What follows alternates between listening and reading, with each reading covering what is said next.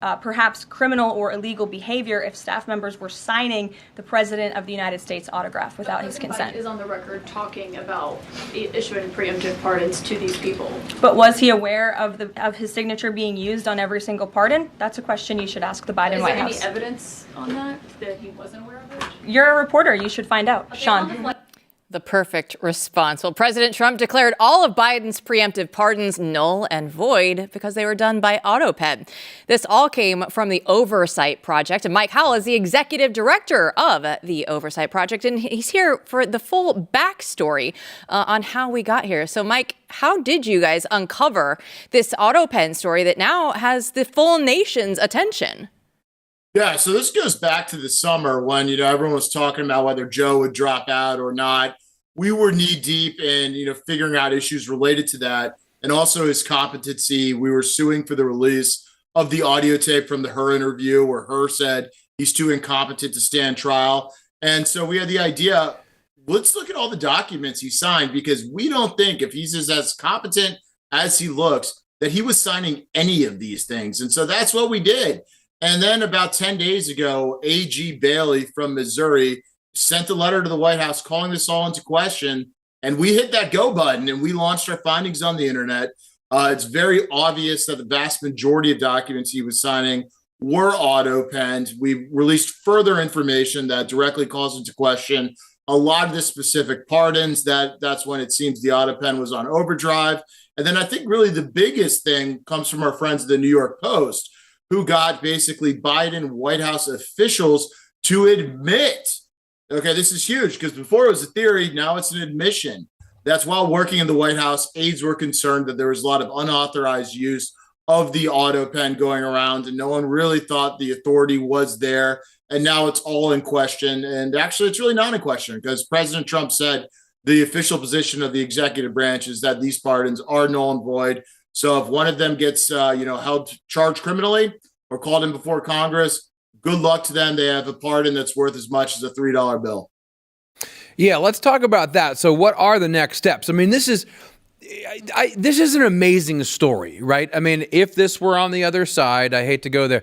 I mean, this would be dominating the headlines because you literally have a person in office, right, who is not in office. You have someone who is a dead letter and the letter is being auto-penned and now everyone's using that phrase because of what you did. But the chain of events now is that, exactly as you said, A, you have an admission on their part that people within the White House were worried about this happening, and it was, in fact, happening in some manner.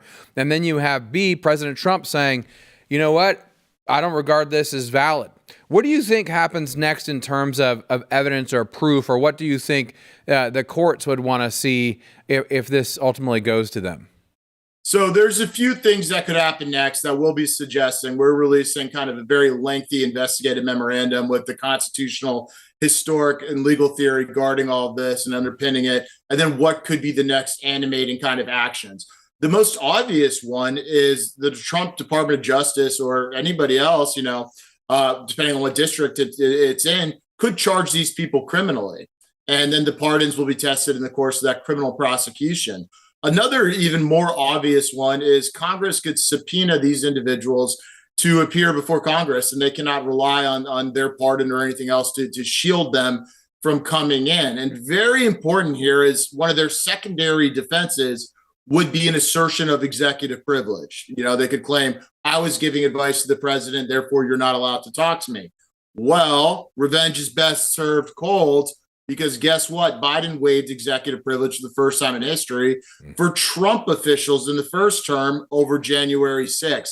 So they don't have an executive privilege protection whatsoever. And so they're going to get hit from a lot of angles. And in the course of doing so is where those pardons will be tested constitutionally. And what I think is honestly most important to all of this, of course, I want to see these crooks held accountable. But in the course of the investigation, we will necessarily find out who was the president the last 4 years, who was utilizing this auto pen, what mechanisms there were, who was calling the shots. And I think that's going to be such a valuable and necessary part of the historical record we'll get at.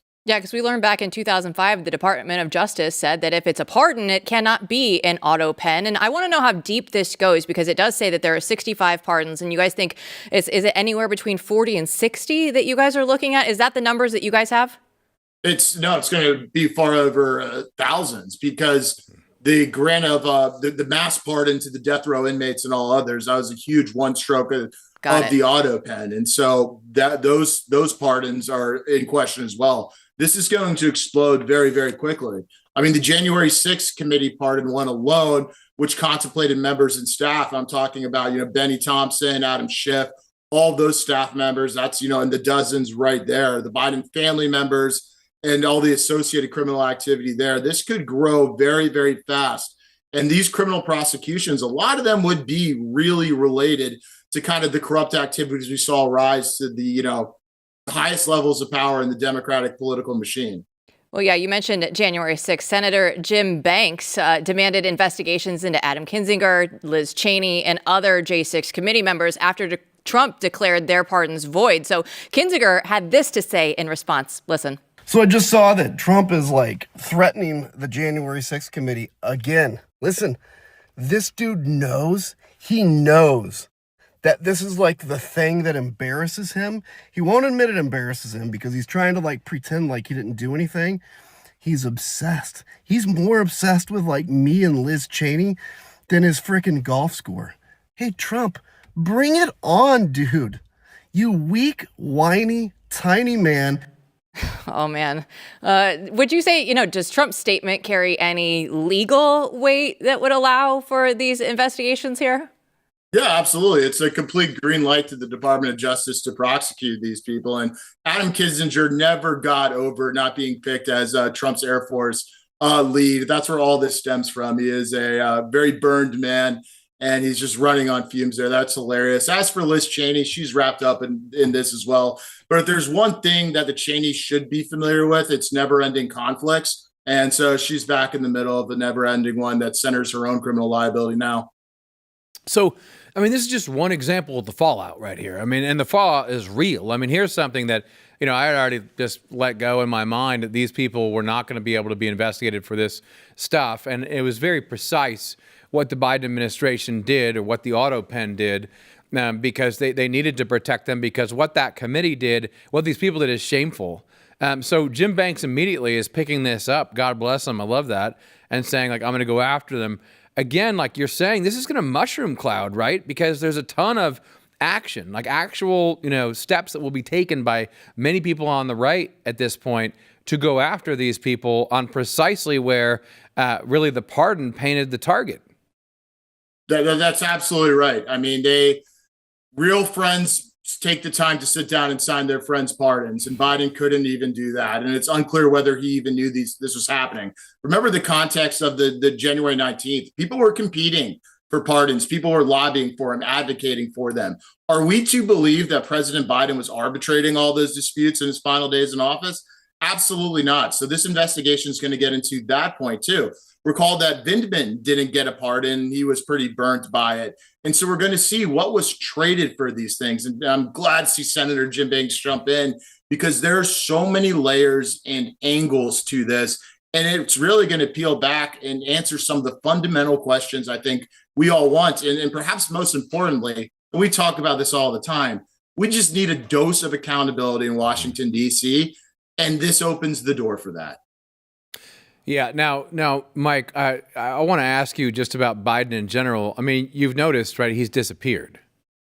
We don't know if Joe Biden is alive or dead at this point. No one's seen him in a while. Do you know anything about his current state?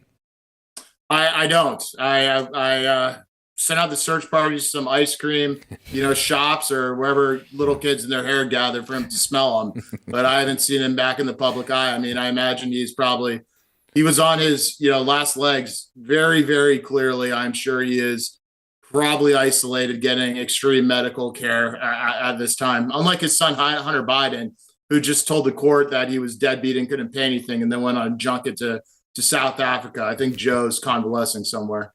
Yeah, Mike, if anything's going to lure him out, that is definitely the way that it's going to be done. But thanks so much for all the work that you guys are doing over there with Oversight Project, because this story is taking off in a huge way. I mean, Donald Trump's even talking about it now. So congratulations to you guys and just getting the truth out there. Hey, I appreciate it. And I'll close with a little bit of paperwork. We got the pardons here with their big Autopen. And just to make things abundantly clear, here's the legal effect, okay? Perfect. It's go time if people start acting on this stuff. Mike, we appreciate it so much. We'll talk to you soon. Peterson, when you look at this story, and we know that Mike and his team is out there doing a ton of research on so many different projects.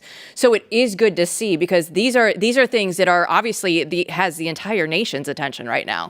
Yeah, what I love about my man, Mike Howell, is that he goes after it. He doesn't care. He's part of the new order, not the old. And what he's doing is really amazing. I mean, there's a number of people behind the scenes who help oversight with all manner of things, and they just go for the jugular, and he has a great sense and instinct of where that is at any time and place. So right now, the Autopen thing, imagine, in the past, we would have let this go. Like, oh yeah, Biden was a senile old man, but who knows? It was bad. Yes, but we're no bless oblige. We all are nice to each other, whatever. This is a situation where no, people need to pay. And what senile Biden did with the pardons was put up a protective wall around a bunch of guilty people who deserve justice. So this is a really important story. This is something we're not going to stop covering. And this is something that is actively moving forward from the president on down.